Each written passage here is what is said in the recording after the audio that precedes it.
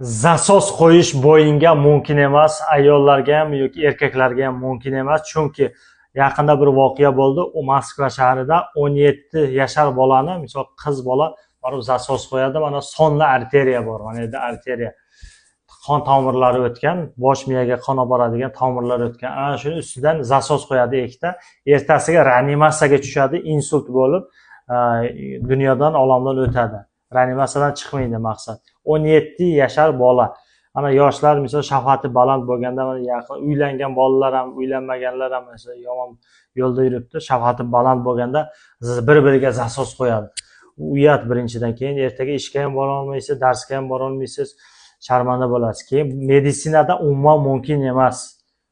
Juda ham opasin. Chunki siz mana shu zasos qo'yganingizda ana tomirlar bor. O'sha tomirlarning ichki devoridan tromb hosil bo'ladi. Повреждение bo'lgandan keyin qon bir joyga to'planib qoladi. O'sha qon asosan miyaga boradi. Miyaga borgandan keyin nima bo'ladi? Insult, o'sha yoriladi o'sha miya sasudlari. Tomir yorilgandan keyin insult bo'ladi. Insultdan keyin yoki invalid bo'lib qoladi, bir tarafi ishlamay qoladi yoki qaysi sentrga повреждение bersa, o'sha sentr ishlamay qoladi. Mumkin gapira olmay qoladi.